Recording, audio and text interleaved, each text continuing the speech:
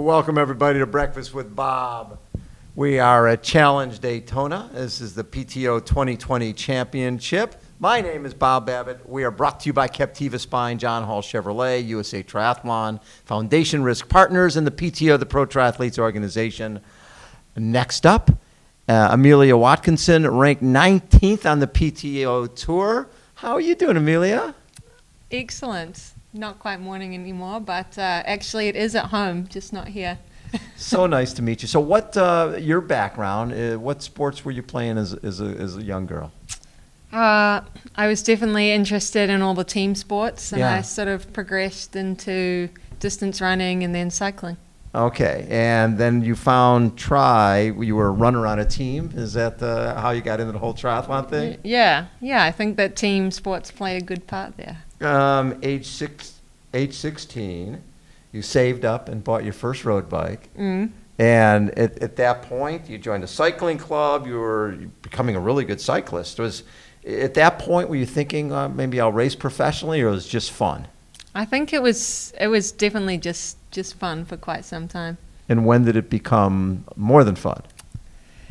Oh, I think I went to university for a few years, and it was sort of through a couple of races there where I did well as just a domestic pro. Right. Got to do a few overseas trips and realized that, hey, there's more to this. Yes, and then you won some under 19 titles, time trial, road race, hill climb, team time trial. You're basically doing everything. Mm. You like that. You like being versatile and doing all the different categories. Got into a swim group and trained for a triathlon. I like how you're sort of a slow learner. 2 years after that, you're second at a triathlon national junior championships. Like, you sort of jump into stuff and immediately get good at it. Oh, well, definitely not immediately. There was plenty of trial and error. Took me a long time to learn how to clip in and out of my shoes on the bike. Did you fall over a few times? Oh, quite a few times. In the middle of busy roads and on train tracks. all the good, embarrassing moments. So you go to the youth academy in 2010, all right, and started focusing on school, architecture, and so you're coaching cycling. And when triathlon came back? You raced in Taupo? Yeah, so I had to keep fit to keep up with the kids. Yeah. While you're coaching. So you weren't thinking about going on and being a pro triathlete. You're coaching kids. Yeah, I was still studying, and coaching was sort of a secondary job. Yeah. I certainly had ambitions in the sport. I was competitive. I always, no matter what race it was, lined up, and I put 100% out there. Yeah. But it wasn't probably until I won my age group at a long distance world champ event in Right. Spain, an ITU one. Yeah, and then you got your pro license in 2014 and won your first pro race, the Challenge Gold Coast. So again, the fast learner gal who immediately says, "Oh, I think I'll go to this." And then how'd you become a member of the Tanya Putta team? Oh, I think I was in New Zealand, and I was sort of going through that stage of not knowing what I wanted to do. I just finished my degree. I liked the sport. I wanted to travel. And it was just an opportunity that came up, and a few people sort of sent the link on Facebook to me, and I thought, why not? So why not go to Thailand and see what's going on? Actually, we were at that facility at Tanya Putta. That was amazing. Amazing facility. Went there with Chris McCormick was there, and Jürgen Zach. And how much did that help you, being in that group? Oh, I think that was a turning point. I was sort of at a stage probably where I was either going to quit triathlon or go full into triathlon. And it was a real 50-50 decision. So I just decided to go for it. And I didn't work while I was there or study. So it was full triathlon and explore through racing. Yeah. And I think once I'd made a decision in the direction I was heading, I was able to make the most of it.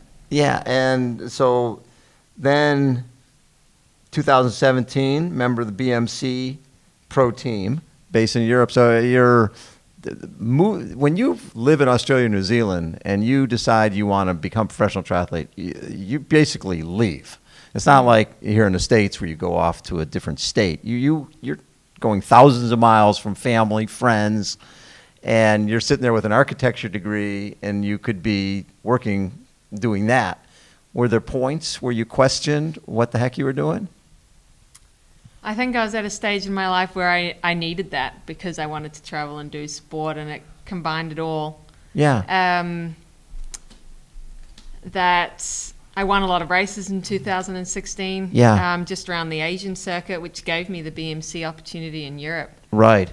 And I loved it. I really, really loved it. Probably late that year, I got injured, which was sort of my first major injury. What'd you do? I had a stress fracture in my femoral neck. Ooh, yeah. So those ones That's take a little while bit of time to come heal. back from, yeah. And then you get a little hesitant, right? You're you're scared, and with good reason. Yeah. You don't want to do that again, and you don't want to favor it and do something on the other side. Mess up the other side. Yeah. So how long did it take you to come back from that? I've had a few injuries. So I think I've had 3 decent stress fractures, and all of them take about 6 to 8 months to come back. Being patient is hard. But you're getting good at it. Well, I suppose so, hopefully. So 2020 has been, for you, a good year. I mean, in terms of recent racing, right? Yeah, well, at the start of the year, not so much for anybody, but Right. I think we were really fortunate down in Australia, and we've got a little bit of a race season. Yeah, so you did Hervey Bay 100, win that. Ironman Cairns, right? That was your second ever Ironman. Again, that's slow learner thing where you won. So your second ever Ironman, you win and qualify for Kona. There's a pattern here. You jump into something and you get great. It's pretty interesting. And then you won 70.3 Sunshine Coast, and now you're here. So obviously you're on a roll. You're racing a race with $1.15 million. And I'm sure you like the fact that all the top people are here from Olympic distance and from Ironman and 70.3. What are your thoughts? Did you get a chance to ride out here yet? I haven't yet ridden. Tomorrow, hopefully, I'll get to make the most of that. Yeah. It's everyone wants to race the best. That's where your true value Right. stands. So Yes. I'm excited for the You're weekend. excited about racing the best. Like, how do you, when you look at the athletes who are here, do you study the other athletes and know their strengths and weaknesses, or you just figure, hey, I know what I do, and I'm just going to go out and do my race? I think I used to have the latter opinion, but now I think that you need to know your competitors because it's a race, and that's what makes it exciting is when it's really tight and when you can battle each other out against your strengths and weaknesses. And you know what their strengths and weaknesses are.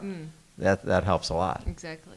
And is that something that came just in the last couple of years, where you're a little more scientific and a little more research oriented? Yeah, definitely. Once you start to work on the details rather than just hit it Go out. race. Yeah. Very cool. And after this, obviously we'll be waiting to see if there's more racing, but you'll be in Kona with us in 2021. Yes. Love that. And are you also looking potentially at coming to Samarin for Challenge Championship in May? Yeah, definitely. I'd just like to, may as well, if you qualify for the big races, may as well be at them. Go to the big races. If you're going to go, you might as well go to the big ones. Go all in. Go all in and race the Big big fish in people. big ponds. Love that. Amelia, thank you so much for taking time and chatting. It's great to get to meet you. Thank you. Amelia Watkinson has been our guest again, Breakfast with Bob. We are here at beautiful Challenge Daytona. Hold on, everybody. We will be right